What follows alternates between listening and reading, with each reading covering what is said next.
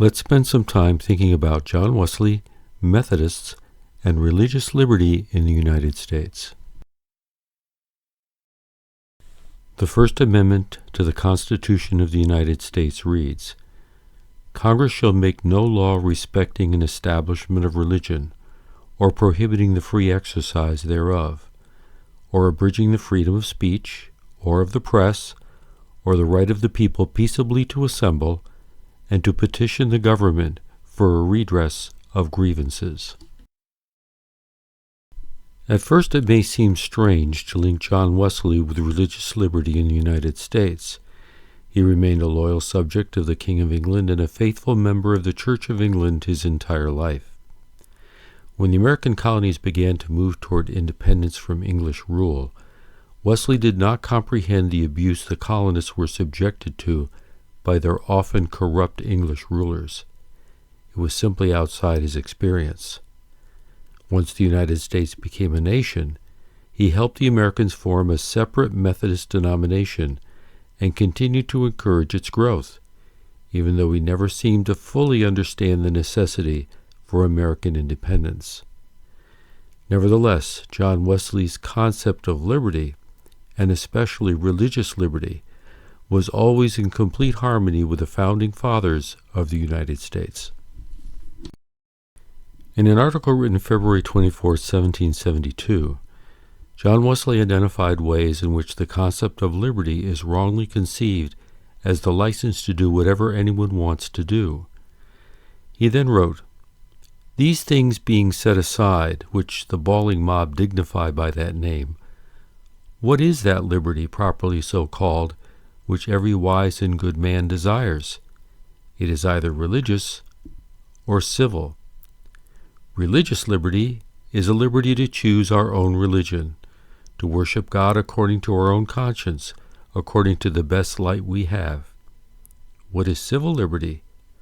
A liberty to enjoy our lives and fortunes in our own way, to use our property, whatever is legally our own, according to our own choice." In the same article in 1772, John Wesley wrote concerning religious liberty, "Every man living, as man, has a right to this, as he is a rational creature. The Creator gave him this right when he endowed him with understanding, and every man must judge for himself, because every man must give an account of himself to God. Consequently, this is an indefeasible right. It is inseparable from humanity, and God did never give authority to any man or number of men to deprive any child of man thereof under any color or pretense whatever." Compare these words to those of the Declaration of Independence adopted July 4, 1776. Wesley says, "Every man living as man has a right to this, as he is a rational creature. The Creator gave him this right when he endowed him with understanding. Consequently, this is an indefeasible right. It is inseparable from humanity." The Declaration of Independence reads, "We hold these truths to be self-evident, that all men are created equal, that they are endowed by their Creator with certain unalienable rights, that among these are life, liberty, and the pursuit of happiness." John Wesley, together with the signers of the Declaration of Independence, believed that the rights granted to people by their Creator are self-evident truths, because they derive from natural law. Natural laws are those laws of human conduct that flow from the design of human beings by their Creator.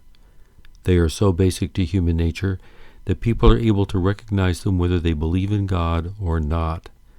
The human conscience testifies to their reality. Leon Hyson wrote, "Wesley's concept of natural law is understood properly when interpreted theologically, that is, in the light of his theology of creation. Religious liberty, or liberty of conscience, these concepts seem to be equated, is integral to human existence, inalienable, inseparable from man. However, this is the gift of God in creation. Wesley's theology of creation interprets and qualifies natural law theory. For Wesley, natural law is superior to laws made by human beings. Therefore, no laws passed by any government are valid in taking away religious liberty. The Bill of Rights, the first 10 amendments to the Constitution of the United States, set forth the rights that the Declaration of Independence pointed to. These amendments exist to formalize the statement in the Declaration of Independence that government exists to protect the God-given rights of the citizens, and the very first right mentioned in the First Amendment is freedom of religion. Freedom of speech, freedom of assembly, and freedom of the press also relate to the freedom of religious people and groups no less than to any other person or group in the United States. And so, in fulfillment of what the writers of the Declaration of Independence had in mind, the First Amendment reads, "Congress shall make no law respecting an establishment of religion, or prohibiting the free exercise thereof, or abridging the freedom of speech, or of the press, or the right of the people peaceably to assemble, and to petition the government for a redress of grievances." The First Amendment ensures that the federal government does not establish a national church or religion. It also ensures freedom of conscience with regard to religious beliefs and practices, with protections for speech and assembly. These rights pertain to all individuals, even in public and even if in public office, assuring people can live their faith, not just practice it in their homes and places of worship. The First Amendment protects unbelievers as well as those who belong to a particular religion, because everyone has beliefs relating to religion, whether they are religious or not. It does permit some restrictions for extreme behavior, such as prohibiting animal or human sacrifices and cruelty, as well as during national emergencies. However, these must be kept minimal. That brings us to the question, what constitutes a religion? Strictly speaking, a religion involves belief in a deity or deities. However, in the sense in which it applies here in society in general, it may also be considered beliefs regarding ultimate reality. In other words, a philosophy that functions like a religion. For our purposes here, then, a particular religion is a set of beliefs regarding a deity or deities, or perhaps ultimate reality, that results in a particular way of life.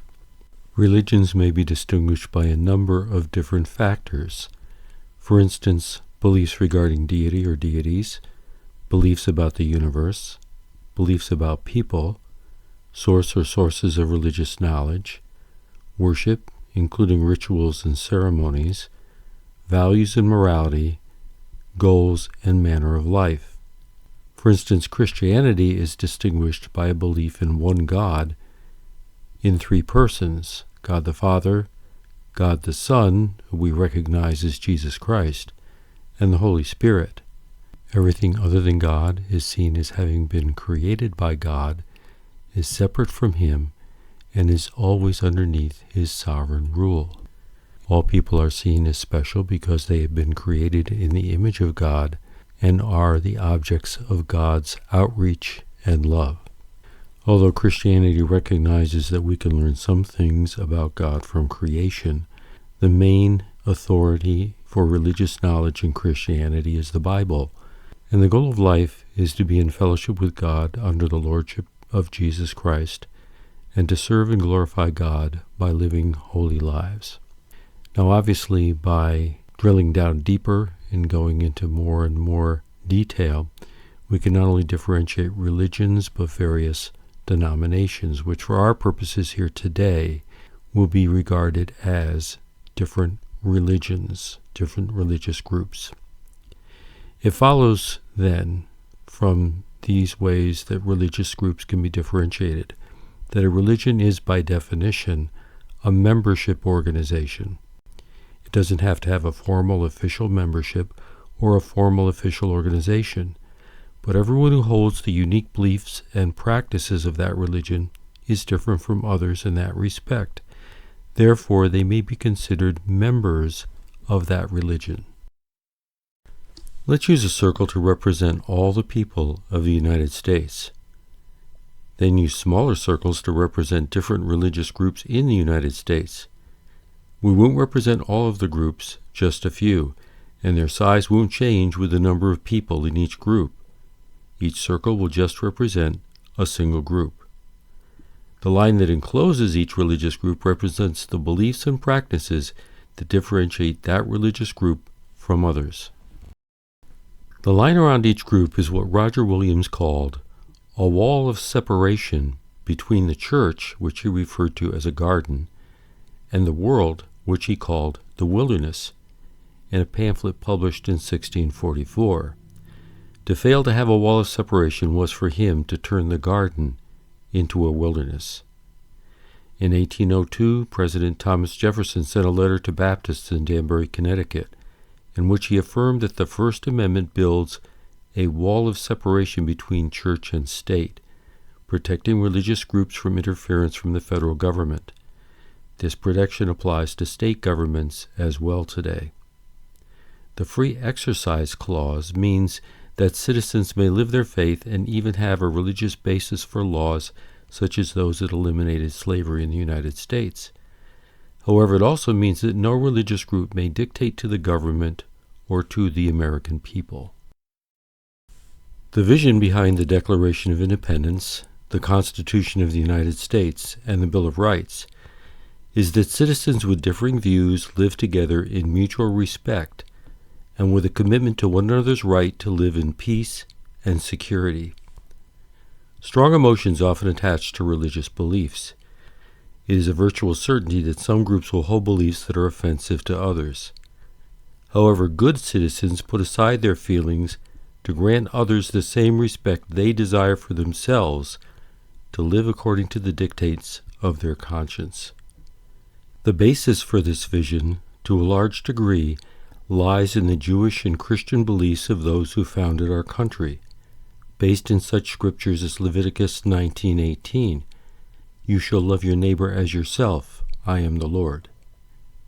It seems only right that atheists and agnostics recognize this as historically accurate, even if they deny the divine origin of the scriptures.